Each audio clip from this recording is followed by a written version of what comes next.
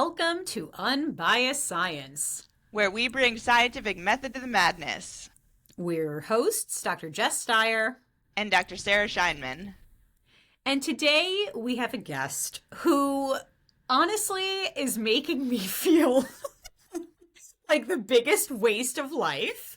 I know, seriously, me too. I mean, and to have someone make Jess and myself feel like underachievers, like that's a big thing because like neither of us are objectively underachieving here.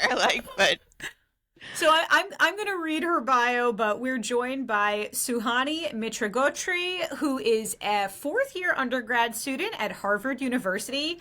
And Suhanee actually reached out to us to tell us about the incredible work that she's doing. we love that kind of initiative here at Unbiased. We love it when people reach out to us that are amazing. Like You know what that's called, Sarah? That's called chutzpah. that is And called chutzpah. Suhanee has it in spades. So Suhanee, thank you so much for joining us. Yeah, thank you so much for having me. And so the topic for today, I mean, I don't like we're talking about a bunch of different things, but opioids and the opioid crisis, that's really the main subject matter and some of our, responses to the crisis. And Suhanee is really on the front lines doing some incredible things. So let me read this bio. Suhanee is an undergraduate student at Harvard University studying neuroscience with a secondary in global health and health policy. Sarah, it's like, I mean, Suhanee, you cross both Sarah's expertise and my expertise. I think You're that's like why we were both like, we need to have this person on immediately. Yeah. She is also the co-founder of the Naloxone Education Initiative, a program that aims to expand opioid and naloxone education to youth. She has written extensively in science and health magazines on topics related to the opioid crisis, harm reduction, and drug policy. And I was joking to Suhanee, but really it's not a joke, that when I was a fourth-year undergrad student, you could find me in bed cradling a hangover, and here she is just like whipping up these incredible initiatives, and it's just amazing. So, all right, let's set the stage. I'm just going to say basically a sentence worth of information to set the scene here and sort of underscore the scale of the opioid epidemic in the US. So this is really sobering. We've lost over 1 million lives since the start of the crisis in the late 1900s, and we are seeing a major uptick, or we saw a major uptick in opioid use at the start of the pandemic. And this is likely because more people were using drugs in isolation and because there was a shift to fentanyl in the illicit drug market. Sarah, did you want to jump in here? Well, I think that maybe it might be a good idea to have our guests like just talk to us a little bit about the scale of the crisis. Like, can you talk to us, Suhanee, a little bit about like talk to us about the call to action here. Like what's happening in our country? I mean, everyone hears about the opioid crisis, the opioid crisis. It makes headlines all the time. But I don't know if people really understand like what exactly is happening here. So can you speak to that a little bit? Yeah, absolutely.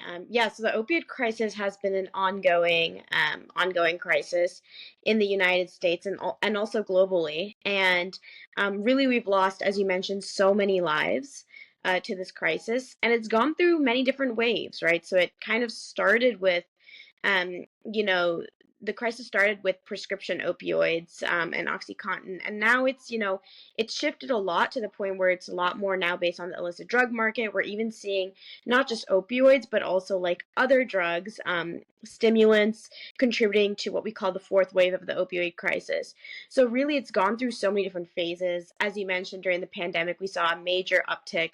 Um, Likely due to many people using drugs in isolation. And we've also seen so many different responses to the crisis, right? We've seen, increases in law enforcement, specifically at the border. We've seen, investment in healthcare, access, telehealth access to opioid use disorder treatment. We've seen, investment in harm reduction resources, expanded access to naloxone, fentanyl test strips. So really, this crisis has gone through so many different phases, and still to this day, we're losing so many people to the opioid crisis. So there's definitely still a lot of work left to be done. And this is where you came in and founded the Naloxone Education Initiative. That's correct? Yes, that's correct. So what is the Naloxone Education Initiative? Yeah, so the Naloxone Education Initiative is a program I co-founded alongside Dr. Scott Weiner at Brigham and Women's Hospital. And this initiative really aims to expand opioid and naloxone education into high school health classrooms, specifically where I'm based, which is Massachusetts, but we're hoping to eventually expand the scope of our work. But really the goal here is, currently I was in high school about 4 years ago taking health class, and I was not taught about opioids. I was not taught about naloxone. Despite how pressing this public health crisis is, honestly, a lot of students aren't taught about it. So it came out of this like really gap I noticed in health education currently for youth, and this important need to talk about opioids and naloxone with young people. Okay, Sarah, you love a definition. I Um, do. do you want to just take a step back? Like when we're talking about opioids, what are we talking about? And maybe a little bit of a biology lesson. You want to start there? I would love to. You all know by now, our listeners must know by now that I always love to set the stage with a bit of a definition. And I think maybe now is a good time to let's just start with the basics. So when we're talking about opiates are natural compounds that come from primarily are derived from the poppy plant. And these types of compounds, opiates, are usually our morphines, our codeines, and opioids, slightly different word, but they're often used interchangeably. Opioids is an umbrella term for anything that binds to what are called opioid receptors that are present throughout our body in our brain. And these can include our natural opiates and also the semi-synthetic drugs like heroin or fully synthetic drugs like fentanyl.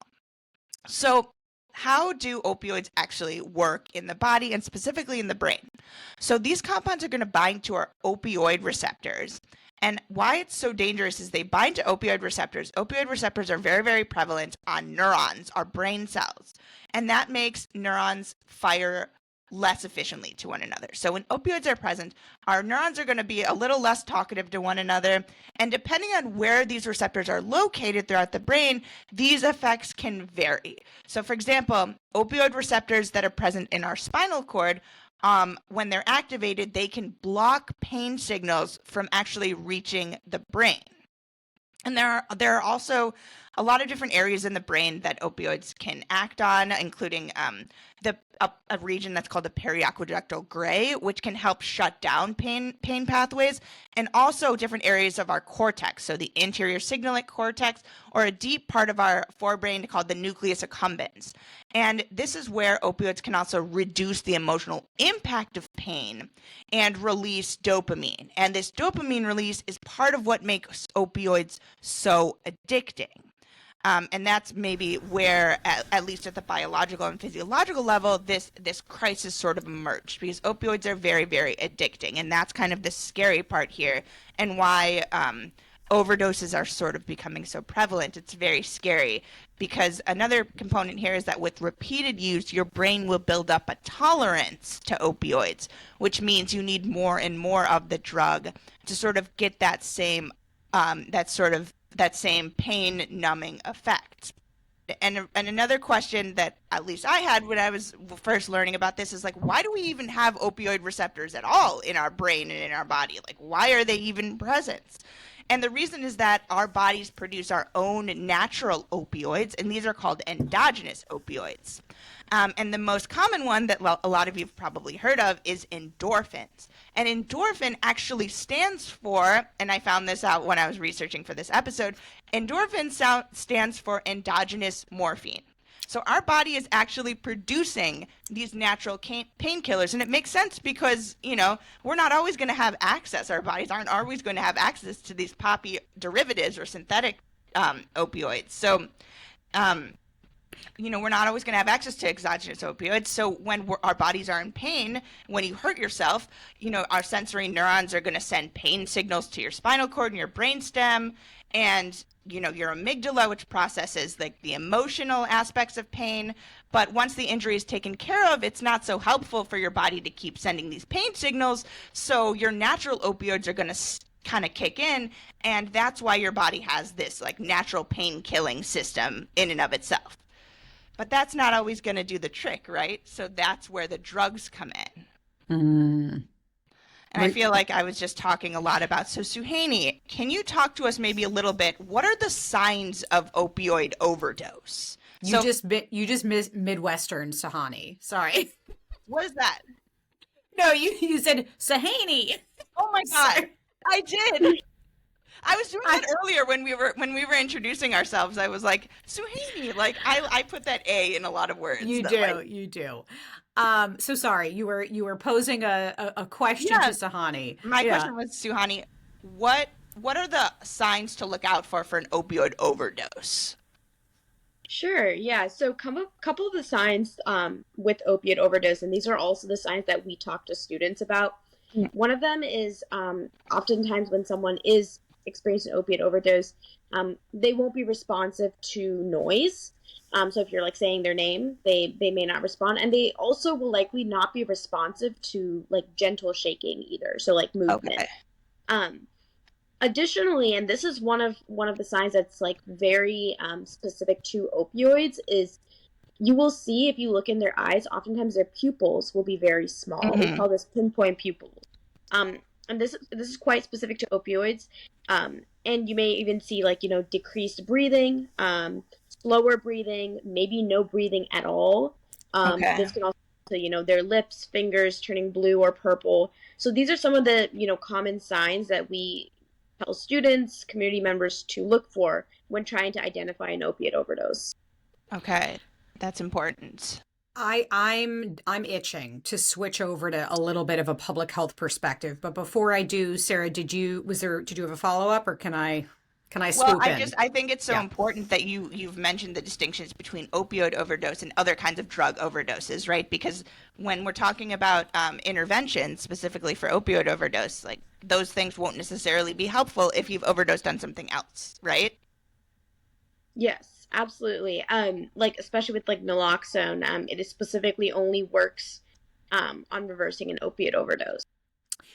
Okay, here's I have a bunch of questions, but my first question is, so you started this initiative, which to me indicates that there was a dearth of information on naloxone. So like, what gap is it that your program is addressing? Like, what is it? Where are we dropping the ball? Sure. Yeah. So naloxone as a drug has been around for a while, but in 2023, some formulations of naloxone became available over the counter. And essentially what this meant is that anyone can go now into a pharmacy and purchase naloxone to use in the form of a nasal spray. And this greatly, increases accessibility, right? Because now, like, you no longer need necessarily a prescription from the doctor in order to access the drug. However, despite its accessibility, we quickly realized that a lot of people didn't know what naloxone was, didn't know you could get it at the pharmacy over the counter, didn't know what it was used for or how to use it. I didn't know that you could get it over the counter. Exactly. Yeah. So even if it's available, if people don't know about it, I mean, there's really no, there's not much benefit. So the Naloxone Education Initiative comes from this idea that, okay, naloxone is now available over the counter. Let's educate people about it and make sure it gets into the hands of people so that people can use it when they need to. So, Suhanee, talk to us like we're a classroom of your high school students. What is naloxone? Yeah, so naloxone is what we call an opioid overdose reversal agent. So basically, it's capable of immediately reversing an opioid overdose. Naloxone, what it does is it binds to these opioid receptors in the brain much more strongly than opioids can. And essentially what this does is that if someone has opioids in their system and then they're administered naloxone will basically displace opioids off these receptors. And in that way, they can essentially reverse the overdose. All right, so we had a little bit of a tech snafu. Sorry to our sound editor, Sarah. So I was saying, unfortunately, naloxone has, is a controversial topic. There's stigma associated with it, unfortunately. And so I'm wondering if there's been any pushback, perhaps at the state level, from some of the more conservative states. Yeah, absolutely. And there's been actually research. There's something called like a secret shopper study, and these studies basically aim to like figure out like, okay, in these pharmacies that say that they carry naloxone over the counter, are they actually doing it? And actually, some of these studies have found, especially in some of these states that have a larger, conservative population, that some pharmacies, despite saying they may carry naloxone over the counter, don't, or like people will ask for it in the pharmacies and pharmacists will be more hesitant to give out naloxone. So there definitely is a discrepancy. It's not uniform across the United States, despite there being like a federal sort of like requirement for these pharmacies to carry naloxone over the counter. That's so dangerous. And can I ask you too, like, is there any kind of an age requirement? Because I know you administer this education initiative at the high school level, so these students, they're not 18 yet. So are they still able to purchase naloxone? Yeah, so naloxone can be purchased by anyone of any age and also used in anyone of any age. That's huge. Such a good question, Sarah. Love that. All right. So, Sahani, something that I hear quite a bit in our DMs is that the way that the US and in particular the FDA handled the opioid crisis has led to a lot of mistrust in our federal health agencies. And I'm going to pull something up. We'll link to it in our show notes. But there's an article in the AMA Journal of Ethics, and it's the title. This is from August 2020. The title is "How FDA Failures Contributed to the Opioid Crisis." It's authored by a medical doctor. I'll just read the abstract briefly, but there's one thing I wanted to quote here. So, over the past 25 years, pharmaceutical companies deceptively promoted opioid use in ways that were often neither safe nor effective, contributing to unprecedented increases in prescribing, opioid use disorder, and deaths by overdose. So this article walks through regulatory mistakes. And then when I jump down, here we go. I'll just read a sentence of it. The FDA's regulatory failures with respect to opioids have not gone unnoticed. In 2017, the President's Commission on Combating Drug Addiction and the Opioid Crisis found that the opioid crisis was caused in part by, quote, inadequate oversight by the FDA and the National Academy of Sciences. And they publicly called on the FDA to overhaul its opioid policies. And then last year, so that would have been in 2019, a former FDA commissioner rebuked the agency he had previously led, saying on 60 Minutes that the FDA was wrong to allow promotion of opioid use for chronic pain. So I'm curious, as someone who is steeped in this world and sort of the evolution of the crisis and our response, can you comment on that? Sure, yeah. So I think there definitely is like many factors involved with the opioid crisis, and I do think like obviously regulatory oversight is incredibly important in something like this, and allowing opioids to be prescribed and distributed so quickly and so easily to so many people, and which led to many people becoming addicted to opioids. I think that definitely contributes to the opioid crisis. I think it's also important to note that the pharmaceutical companies are also very much involved in this crisis, because originally, like many of these prescription opioids were advertised as not being addictive, like no, there's no potential for addiction, and Hmm. because of that, based on this false information, many providers began prescribing these opioids, um, and what was unfortunate was after it became very evident that these opioids are extremely addictive, and there was efforts to change prescribing practices. There's been a lot of initiatives to decrease the amount of opioids, or how much opioid providers are prescribing. Um, that kind of also led to increased activity in the illicit drug market, because now people weren't able to get opioids through their providers, so they were looking for other ways to get them. So it's really all interlinked, and I think there's so many contributing factors that it's hard to pinpoint the crisis to one specific agency or one specific body. But I definitely do think that regulatory organizations such as the FDA, as well as pharmaceutical companies, played a huge role in this crisis. One more question for you. I'm sorry, Sarah, were you going to jump in? Can I No. ask? Go Okay. ahead. So first of all, I want to give a shout out to Dr. Ryan Marino. I don't know if you're familiar with him. He's a brilliant, he's an emergency physician. He's also a toxicologist, and he is very steeped in this world as well. And we've actually had him on the podcast in the past, and we've talked about this topic. He's wonderful. He has a social media presence. Definitely go check him out. But I bring him up because on that episode, we were talking about something that you referenced, that there are these different waves of the crisis. And so can you give us just a little bit of a bit of a history lesson, but the evolution of the crisis, like what's defining these different waves, and where are we now? Yeah, absolutely. The crisis mainly started with prescription opioids, and this was, due to people being prescribed opioids for pain and then becoming addicted to them. And this is sort of, the start of the crisis that people attribute to pharmaceutical companies. And it's sort of in the early 2000s, there was more attention being given to this and, the risks of opioids and opiate addiction. And there was sort of a decrease at that point in prescribing opioids. Like people were very concerned, providers were concerned. And this is kind of when the illicit drug market sort of became more prominent. Heroin was one of the first opioids that became very prominent on the illicit drug market, and then fentanyl. And fentanyl can actually be prescribed as well, and it is prescribed in clinical settings. But fentanyl in the illicit drug market is often present in uncontrolled quantities. Many of the risks with fentanyl we talk about is one, it's extremely potent, right? So even small quantities can cause an overdose, which is why it gained so much, attention right away.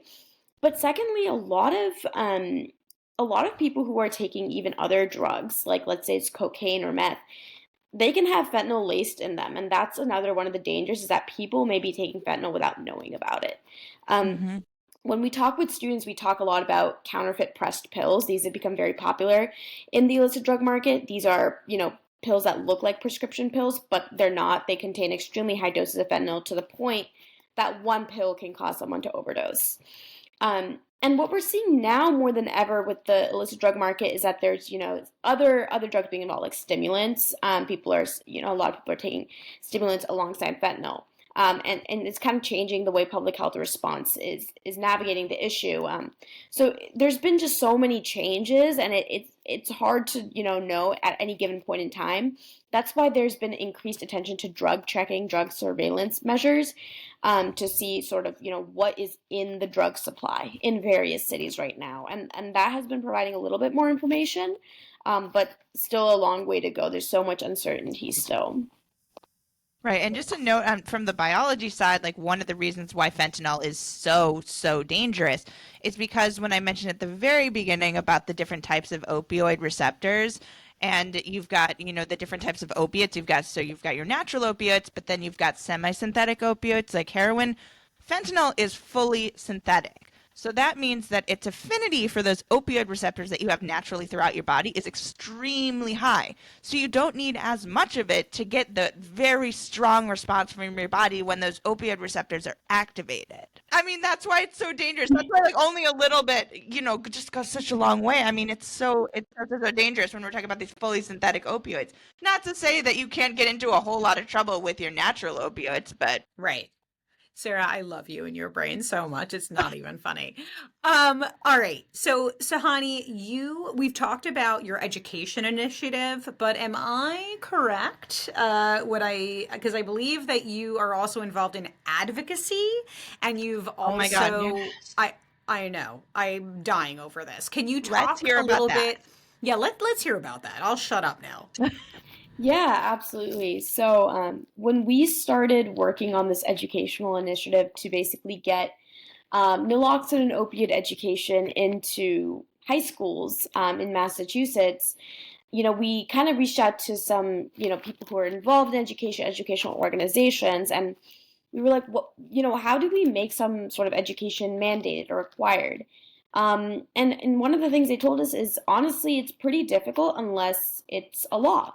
And so that Hmm. kind of made us think, okay, like, is there maybe scope here to get, legislation involved? And that's basically what we did. So Dr. Weiner and I worked together to sort of draft a bill that would essentially require all high schools in Massachusetts to teach students about opioids, how to recognize the signs of an opioid overdose, how to respond using naloxone.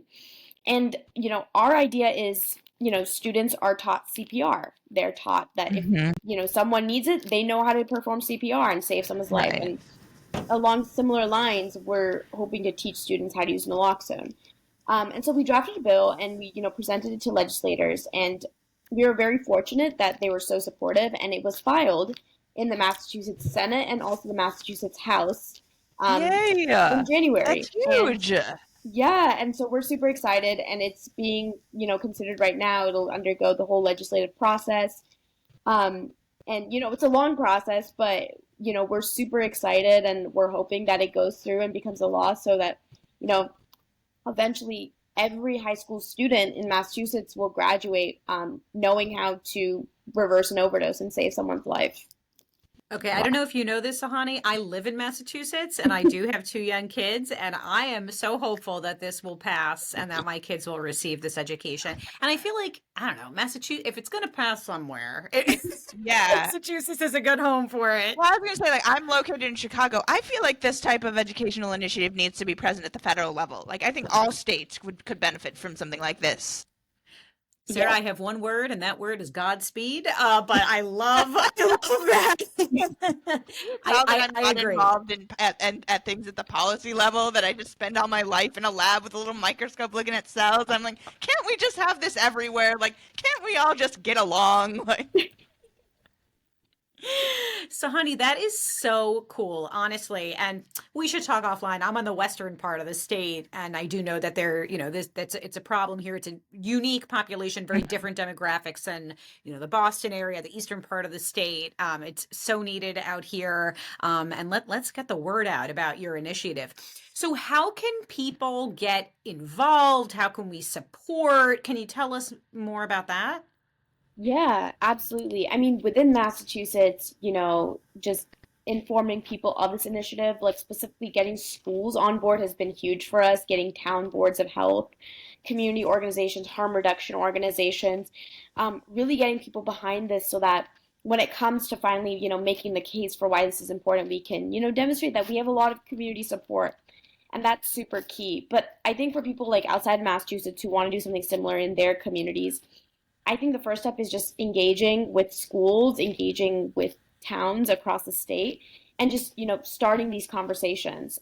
That was the first step, is just hopping on Zoom meetings with public health officials, school admin, health educators, and just explaining why we think this is important, and hearing them out, hearing any concerns or worries, barriers that there might be, and really being, open to fostering that dialogue. I think that's crucial in any sort of initiative, like community-based initiative like this. Mm-hmm. Absolutely. Is there a website? Just I'm trying, I mean, we'll of course include any of this information in our show mhm. notes. Yes, absolutely. There is a website. It's under the Stepping Strong Center for Trauma Innovation because we're collaborating with them on this initiative. So I can send you that link as well. But yeah. Amazing. Yeah, Amazing. All this right, is so Sarah, cool. did we not cover, was there anything you wanted to discuss that we haven't covered? Well, I was just wondering if maybe we could sort of end by, Suhani, can you give us like just a little lesson? Suppose, one of our listeners or one of us is, going about our day and we come across someone and we suspect that they are having an opioid overdose. What do you tell people to do? Yeah, so I would say there's 5 key steps that we always teach youth. First is that calling 911 is the first step, getting help on the way. And then secondly, we always, advise people to then check for signs of overdose. So kind of the ones we mentioned before, checking breathing, checking if they're responsive to noise, taking a look at their pupils, pinpoint pupils. Third is administering naloxone. And the great thing about naloxone is it can reverse an opiate overdose. But if you give it to someone who is, let's say, maybe not having an opiate overdose, like maybe they had too much alcohol, maybe they're passed out due to low blood sugar, it won't do them any harm. Mm-hmm. So even if you're not 100% sure if it's an opiate overdose, it doesn't hurt to give naloxone. And we like to emphasize this because it can only help. It can't hurt. That's Um, important. exactly. So that's why our third step is administer naloxone. And for students who have like experience with CPR, like they've been trained, we say like you can also start doing CPR because when someone's not breathing, using CPR can also help in that matter. So we Right. say if you're trained, if you're able to, feel free to start doing CPR. And after 2 to 3 minutes, if there is no response, like the person is not waking up, then you can actually administer a second dose of naloxone. Mm-hmm. Oftentimes, when you get naloxone available over the counter, it actually comes with 2 doses. And it's for that reason because oftentimes one may not be enough. And it's completely safe to administer a second dose. And hopefully, Mm-hmm. we believe at that point, emergency services and everyone will be on their way. So those are kind of like the key steps. And Mhm. administering naloxone itself is fairly straightforward. It's a nasal spray, so you stick it in the nostril and you just push the plunger, and that's it. And we really emphasize how easy it can be to students, so that they feel empowered to do it. That's Is your huge. is your recommendation that we all like go out and get naloxone and sort of keep it on us? And then a follow-up practical question. Do you have any ballpark idea of cost? Yeah, absolutely. So I do recommend that everyone carry naloxone, and the availability of naloxone in community settings can vary from state to state. In Massachusetts, we're very lucky that there are so many organizations that give out naloxone for free.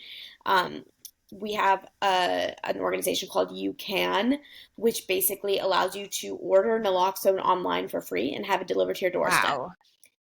And Massachusetts is one of the states that's doing this, but there's other states that are also doing this, and so it's made naloxone much more accessible. In terms of over the counter, it can be expensive. It's generally around $40. However, Mm. insurance can now cover it without copay.